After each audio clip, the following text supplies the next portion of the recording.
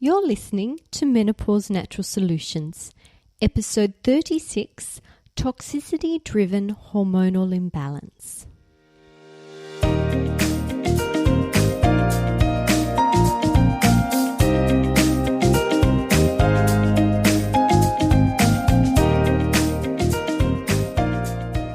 Welcome to Menopause Natural Solutions, your podcast for all things perimenopause and menopause related.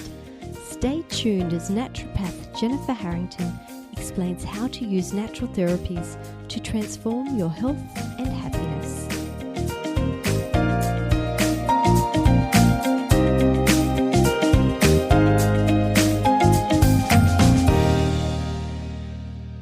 Hello ladies, I have some really exciting news today.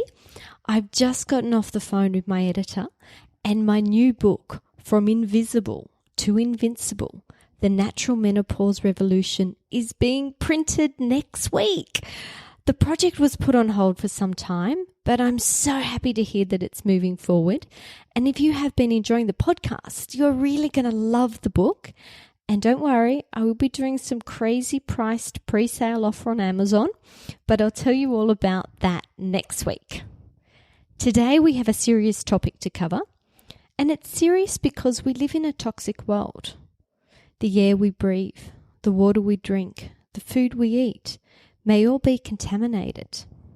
When our body is exposed to a toxin, its primary job is to remove it from the blood and store it somewhere else where it's not going to attack our vital organs. So hence blood tests are not an accurate way to see if we've been exposed to anything and are possibly storing toxins. The best way I've found is in a hair test for metals and a urine test for environmental chemicals. Signs you may have a problem with toxicity include general hormonal imbalance, brain fog, insomnia, memory issues, fatigue, headaches, depression, anxiety. These sound like menopausal symptoms to me, which is why I want to make sure that it's something you have considered or have investigated before you even try to balance your hormones, as you are not going to get a complete result or a sustained result unless you get to the underlying cause, which is what naturopathic medicine is all about. We never band-aid things up. We always want to dig deeper and find out what is the true cause of this problem so that we can give you a longer-term solution. Have you heard of the blood-brain barrier? Did you know the sections of your brain that regulate hormones and sleep, and these are the hypothalamus, the pituitary and the pineal gland, are not protected by the blood-brain barrier. And what this means is that toxins have direct access to these parts of the brain, and they can even be stored here.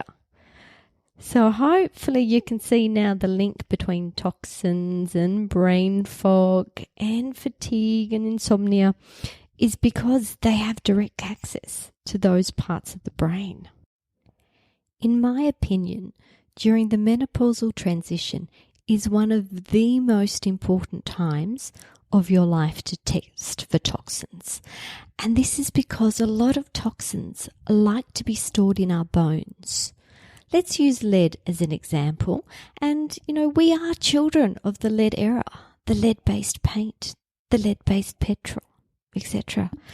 And after we reach peak bone mass at age 30, we start losing 1% of bone mass a year until we start our menopausal transition, where this increases to a 2 to 3% annual bone loss. This increased breakdown of bone re-releases old toxins that were stored there. And you add to this a reduced liver function, which is roughly about 1% a year starting at perimenopause, and we potentially have a toxic storm on our hands. We've got more coming in from our environment, we have more being re-released from within the body, and we have a reduced ability for our body to process it. Oh! this increased body burden of toxicity does so many different negative things, but I want to mention 6 things that are related to menopause and hormonal balance.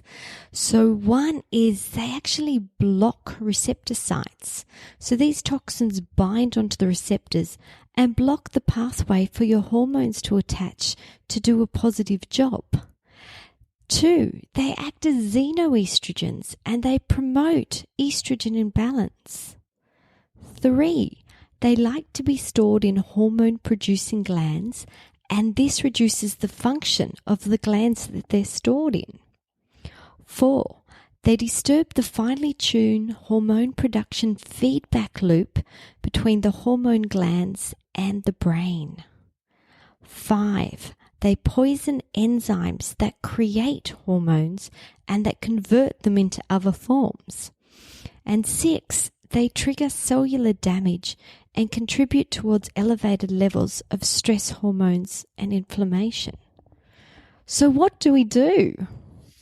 We start by testing to see what the body is actually storing. And there's 2 tests that I like to use. I use Interclinical Laboratories hair tissue mineral analysis, which is called HTMA for short. And this is testing for metal toxicity. So things like your cadmium, your lead, your mercury, that kind of stuff. And I also use Great Plains Laboratories GPL Tox test.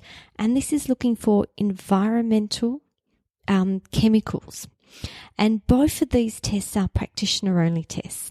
So they need to be ordered from a functional or integrated doctor or a naturopath like myself.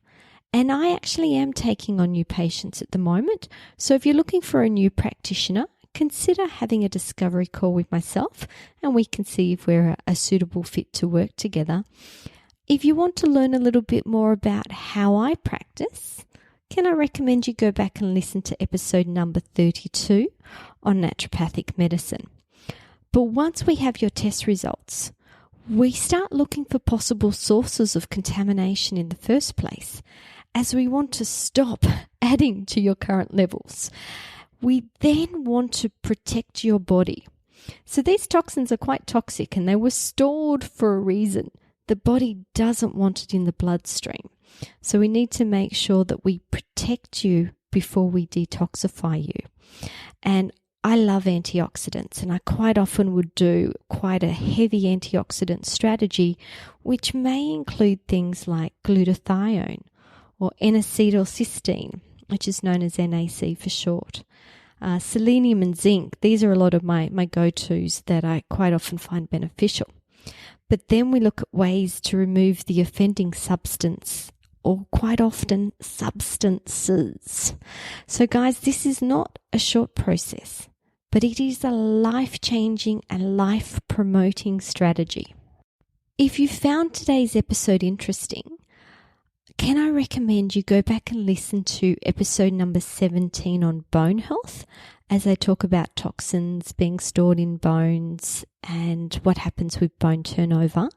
And you may also find episode number 18 on liver function, may be of interest if you haven't heard that one before.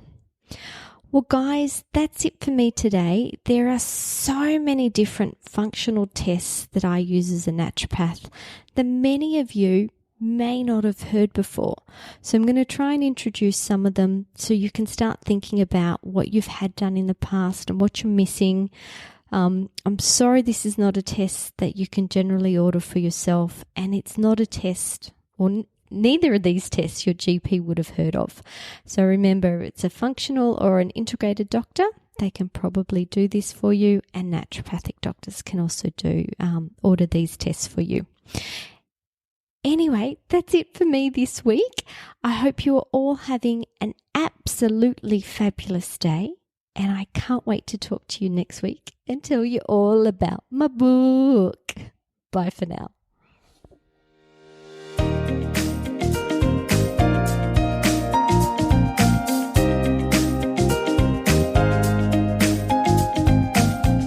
Thank you for listening to Menopause Natural Solutions. This podcast contains general information about menopause.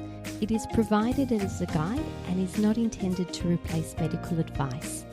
Opinions of guests are their own, and this podcast does not endorse or accept responsibilities for statements made by guests.